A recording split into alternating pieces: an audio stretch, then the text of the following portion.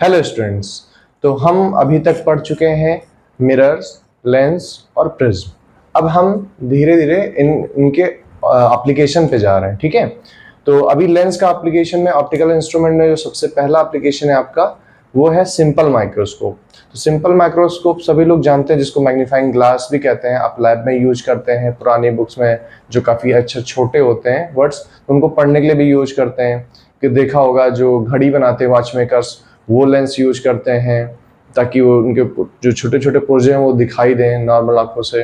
ठीक है, तो ये काम कैसे करता है ये भी जानेंगे, लेकिन उससे पहले इसके डेफिनेशन अगर लिख लें तो ज़्यादा बेहतर होगा। तो डेफिनेशन यही है कि simple microscope is just a convex lens of short focal length. ये छोटी फोकल लेंथ का एक कॉन्वेक्स लेंस होता है। तो इसके डेफिनेशन लिख लेते हैं। A simple microscope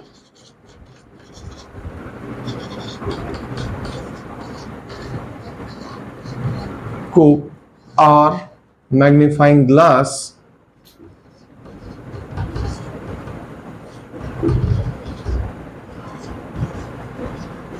is just a convex lens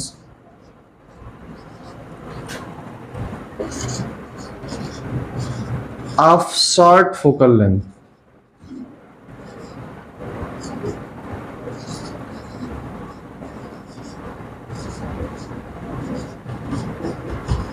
held close to eye।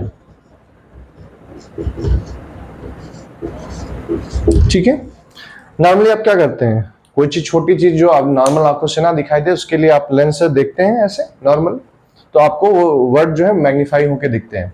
अब ये वर्क कैसे करता है, इसकी मैग्नीफाइंग पावर क्या होती है वो हम सीखते हैं। ठीक है, तो इसको मैं मिटा दे रहा हूं और डायग्राम बनाने जा रहा हूं। देखिए, हमने जैसा बोला कि सिंपल क्या है, एक कॉन्वेक्स लेंस है। तो अगर डायग्राम बना तो सबसे पहले कॉन्वेक्स लेंस बना लेते हैं। ठीक है, अब यहाँ पे डायग्राम इंपॉर्टेंट हो जाता है, तो फिर से हम स्केल यूज करेंगे। प्रिंसिपल एक्सिस पहले ड्रॉ कर लेते हैं।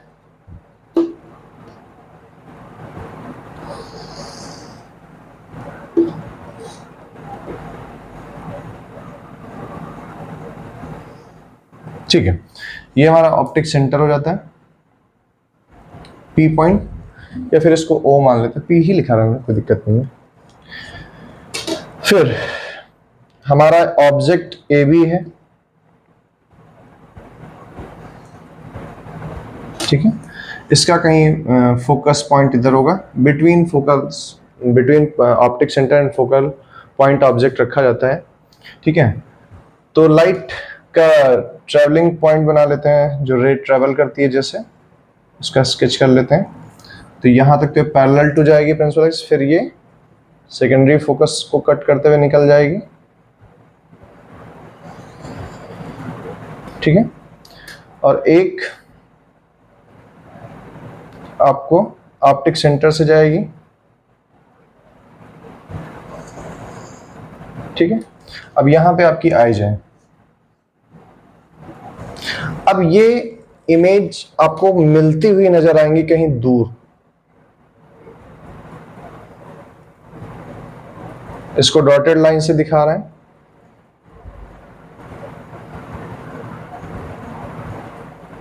ठीक है,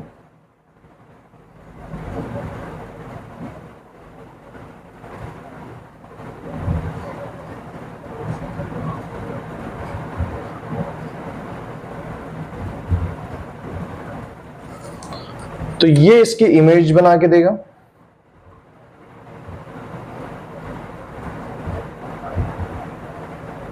ठीक है, ये हमारा ए बी है। इसको हम अगर ऑब्जेक्ट की बात करें तो यहां से, और ऑब्जेक्ट पे बनने वाला एंगल जो होगा, अभी मैं इसको बना देता हूं, फिर मैं इसको लेवल कर दूंगा। ठीक है, अब इसको मार्किंग कर लेते हैं। ये मान लीजिए हमारा A dash, B dash, B double dash, या इसको बी डबल डैश यहाँ कर दें, यहाँ बी डैश मान लेते हैं। ऑब्जेक्ट की हाइट h है। मान लीजिए जो इमेज बन रही है वो नियर डिस्टिंक्ट विजन पे बन रही है। डिस्टिंक्ट विजन क्या होता है? वही मिनिमम डिस्टेंस जिसपे आंखें हमारी नॉर्मल देख सकते हैं, उससे कम डिस्टेंस पे आंखें नहीं देख पाएंगे। वैल्यू क्या होती है? 25 सेंटीमीटर होती है। ये ऑब्जेक्ट डिस्टेंस मान लीजिए x डिस्टेंस पे है, ठीक है। अब यहाँ पे एंगल मार्किंग कर लेते हैं। बेसिकली जो मैग्नीफाइंग होता है, magnifying power of simple microscope क्या होता है कि जितना एंगुलर मैग्निफिकेशन कितना हो रहा, तो it is a ratio of angle subtended by image and to the angle subtended by object at when object is placed at distinct vision, ठीक है। तो ऑब्जेक्ट जो एंगल बना रहा है वो मान लीजिए अल्फा है, जो इमेज डिस्टेंस बना रहा है वो मान लीजिए बीटा है। तो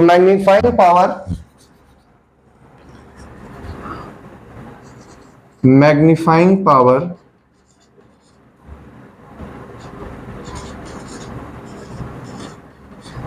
power of simple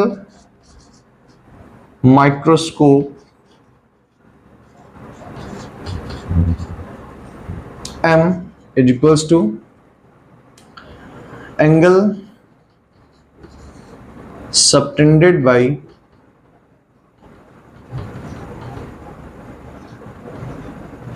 image upon angle subtended by object, ठीक है।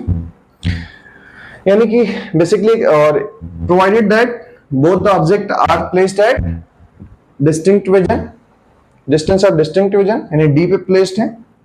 तो देखिए हो क्या रहा है, आपका जो ऑब्जेक्ट है ए बी वो कहीं नियर पॉइंट पे रखा हुआ है एट लेट्स से एक्स पे, जिसका इमेज क्या बनेगा? वर्चुअल बनेगा। वैसे तो इमेज रियल बनाता है, लेकिन कॉन्वेक्स जब ऑप्टिक सेंटर और फोकस के बीच में होता है तो इमेज वर्चुअल बनती है, ठीक है। तो क्या होगा, जब इसको यहाँ पे लाइट कंटिन्यू करेंगे तो ऐसा लगेगा लाइट यहाँ से आ रही है, इसलिए आपको जो नॉर्मल लेटर्स होते हैं वो बड़े होके दिखाई देते हैं। तो वो मान लीजिए डिस्टिंक्ट विजन पे हो रही है, ठीक है। हम चूंकि नियर बाई पॉइंट पे ही देखते हैं, क्योंकि ऐसा तो नहीं है कॉन्वेक्स लेंस से हम दूर जाके देखते हैं, नियर बाई पॉइंट पे ही देखते हैं, ठीक है। तो इस केस में अगर हमें एंगल निकालना हो तो एंगल जो इमेज बना रहा है वो बीटा बना रहा है, ऑब्जेक्ट बना रहा है वो अल्फा बना रहा है, ठीक है। इस यहाँ पे कंफ्यूज नहीं होंगे। ये जो ए बी हाइट है पैरेलल टू लेके आएंगे तो ए डैश बी डबल डैश क्या है? ऑब्जेक्ट हाइट है। अब हमारा जो मैग्नीफाइंग पावर होगा बेसिकली m इक्वल टू हो जाएगा tan beta upon tan alpha. ये हम लेंस में निकाले थे मैग्नीफाइंग पावर में। तो देखिए tan बीटा की वैल्यू क्या है? अगर हम इस केस में करें तो चाहे वो ट्रायंगल लें, ए डैश बी डैश लें या फिर ए बी लें, कॉमन एंगल बनेगा। तो हम मान के चल रहे हैं यहां पे tan beta equals to A B upon P A, ठीक है। और tan अल्फा इक्वल्स टू ये A dash B double dash upon P A dash, ठीक है। यहां पे हमारा जो ए डैश बी डैश है, A dash double B dash है, ये बेसिकली वही height of object A B के बराबर है। अब ये वैल्यू यहां पुट कर लें तो m इक्वल्स टू हो जाएगा A B upon P A upon A B upon P A dash. ये कट जाएगा तो क्या मिल जाएगा? m equals to P A dash upon P A. और पी ए डैश एक्चुअली क्या है? पी ए डैश वो है जहां पे इमेज बन रही है, दैट इज माइनस डी हो जाएगा। Against the direction of light जा रहे हैं तो डायरेक्शन साइन कन्वेंशन के हिसाब से नेगेटिव लेंगे। और पी ए क्या है? वो ऑब्जेक्ट डिस्टेंस, ये भी नेगेटिव रहेगा। तो m की वैल्यू हमें क्या मिल गई बेटा? d बाई एक्स मिल गई, ठीक है। अब अभी हमारा पूरी तरीके से जो इक्वेशन चाहिए वो नहीं आ रहा है, ठीक है। फर्दर अब हमें ये पता चल गया है कि ऑब्जेक्ट डिस्टेंस x है, इमेज डिस्टेंस d है। तो अब इसको हम लेंस फॉर्मूला यूज करेंगे। तो मैं यहां पे आगे कंटिन्यू कर दे रहा हूं, ठीक है। यहां से मान लीजिए v हमारा क्या है, -d है, और u क्या है, ऑब्जेक्ट डिस्टेंस, वो -x है। यूजिंग लेंस फॉर्मूला,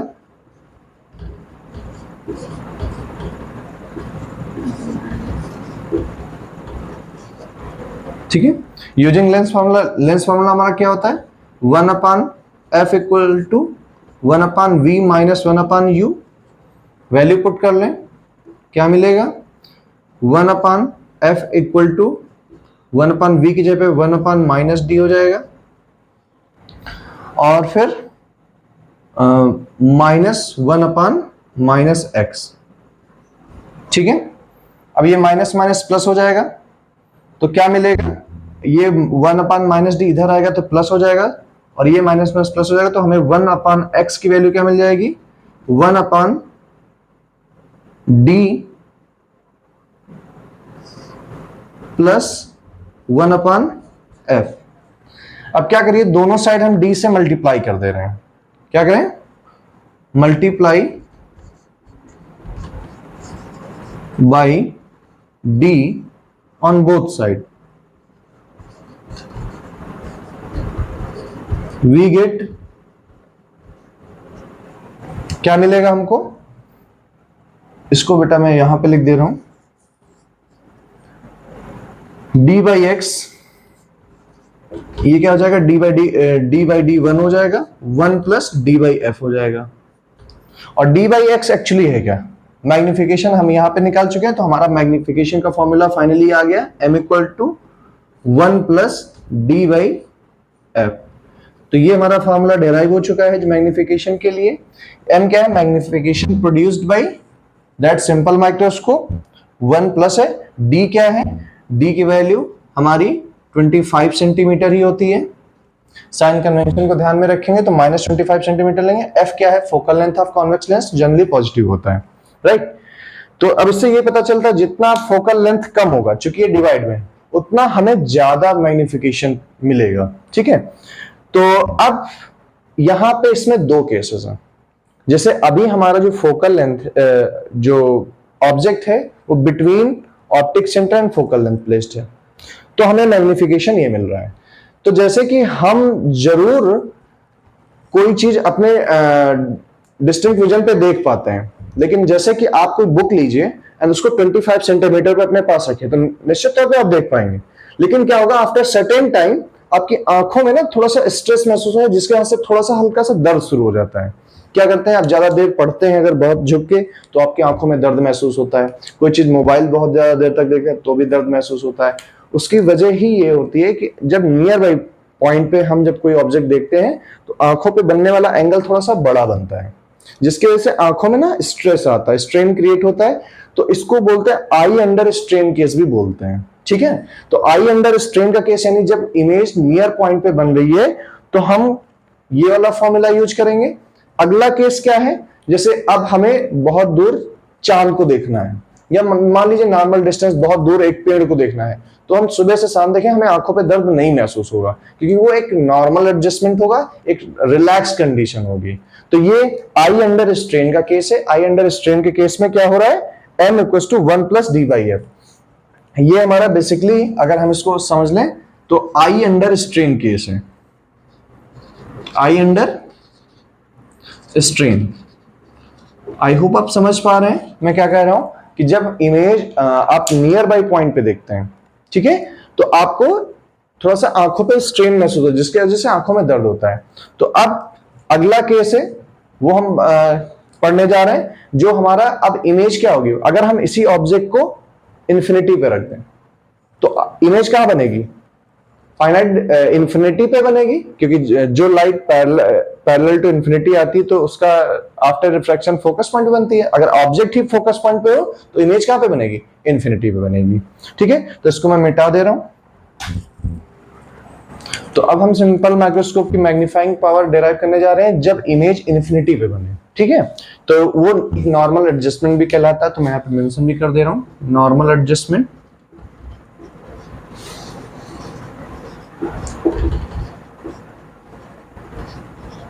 ठीक है, तो नॉर्मल फिर से एक रे डायग्राम बनाएंगे। हमारा ये एक लेंस होगा, ठीक है, प्रिंसिपल एक्सिस।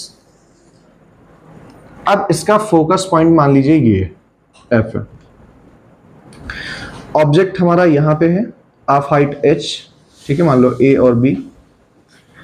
तो लाइट नॉर्मली यहां से जाएगी, उसके बाद ऐसे ऐसे ही एक यहां पे आपकी आंखें हैं मान लीजिए, और फिर ये इमेज कहां पे बनेगी, पैरेलल टू इन्फिनिटी पे चली जाएगी। जब पैरेलल रेज जाएंगी तो इमेज इन्फिनिटी पे बनेगी। तो ये एंगल जो बन रहा होगा ये मान लीजिए बीटा है, और ऑब्जेक्ट के लिए जो बनेगा वो क्या बनेगा, ऑब्जेक्ट तो हमारा डिस्टिंक्ट विजन पे ही है मान लो, तो उसका मान लीजिए एंगल अल्फा है, ये बेस डी है और ये हाइट h है।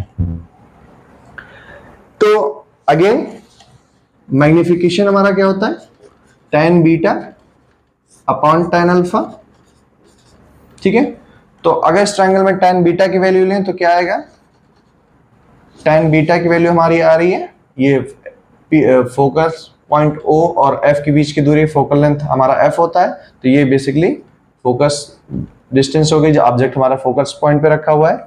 तो अगर इसका डिस्टेंस लेंगे तो हमें क्या मिलेगा, h/f, ठीक है। देखिए फोकस पॉइंट, फोकल लेंथ आपका पॉजिटिव ही होता है, इसलिए मैंने पॉजिटिव लिया है, और tan अल्फा की वैल्यू वो आपका h/d है,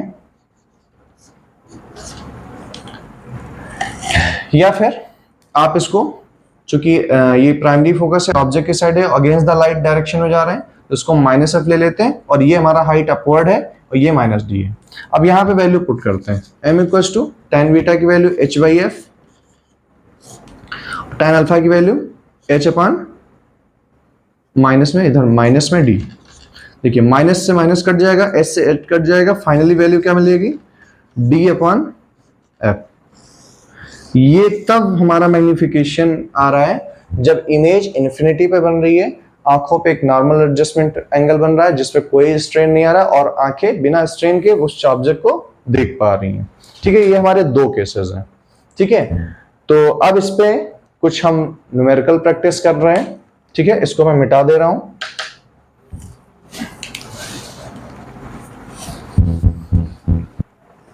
तो देखिए हम एक क्वेश्चन ले रहे हैं, क्वेश्चन ये है, a thin convex lens of focal length 5 cm is used as a simple microscope by a person with normal near point। यानी कि इमेज कहां बन रही है, नियर पॉइंट पे बन रही है। What is the magnifying power of the microscope, ठीक है। तो सॉल्यूशन हमारे पास डेटा क्या है, d की वैल्यू 25 सेंटीमीटर है, और focal length of simple microscope 5 centimetre है। तो मैग्नीफाइंग पावर सिंपल पूछा है, फार्मूला बेस्ड क्वेश्चन है। मैग्नीफाइंग पावर हमारा जब नियर बाई पॉइंट बने, यानी आई अंडर स्ट्रेन का केस बनता है, तो 1 + d/f होता है।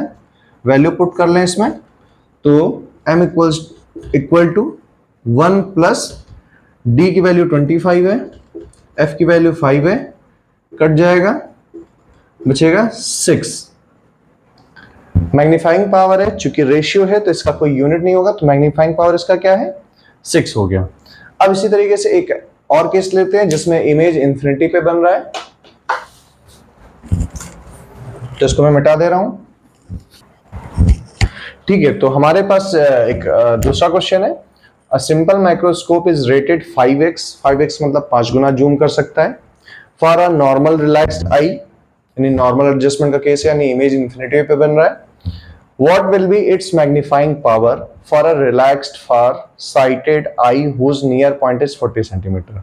देखिए क्वेश्चन में क्या कह रहा है, पहले में मैग्निफिकेशन दे रखा है, यानी अगर हम सॉल्यूशन की बात करें तो गिवन में क्या है, m की वैल्यू दे रखा है इनिशियल कंडीशन में 5x मतलब 5 गुना जूम, यानी 5 गुना बढ़ा के दिखा रहा है, ठीक है। तब जब नियर बाई पॉइंट यानी डी की वैल्यू 25 है, तो इससे हमें फोकल लेंथ की पता चल जाएगी। लेकिन उससे पहले क्या कह रहा है कि फार साइटेड। अच्छा, ये वर्ड जो है far sighted, far point of the eye, जैसे नियर पॉइंट आपको तो पता है 25 सेंटीमीटर होता है, फार पॉइंट क्या होता है? तो फार साइटेड पॉइंट वही है कि मान लीजिए जैसे आप ये बोर्ड में लेटर्स पढ़ पा रहे हैं, तो ये कुछ डिस्टेंस तक आप पढ़ पाएंगे ना, मतलब थोड़ी दूर जाएंगे फिर इसमें लेटर्स आपको पूरे साफ नहीं दिखाई पड़ेंगे, तो नहीं, वो ज्यादा से ज्यादा दूरी है जहां पे आप बिना किसी ऐड के अपनी आंखों से क्लियरली वो इमेज देख पाए। ठीक है, तो फार पॉइंट आपका वो कहलाता है। नियर पॉइंट क्या होता है कि 25 सेंटीमीटर जो सभी का होता है, बट फार पॉइंट डिफर कर सकता है। ठीक है, किसकी आंखें कितनी स्वस्थ हैं इस बात पे भी डिपेंड करता है। तो फार पॉइंट वही है कि जितना दूर आप क्लियरली देख पाए अपने आंखों से। ठीक है, ओके, तो वो हमें मैग्निफिकेशन, नया मैग्निफिकेशन पूछा है जिसके लिए फार पॉइंट यानी डी की वैल्यू डी डैश मान लेते हैं 40 सेंटीमीटर है। अब हमारे पास फार्मूला क्या है, m equals to D by F E for normal adjustment, but हमें फोकल लेंथ नहीं पता है।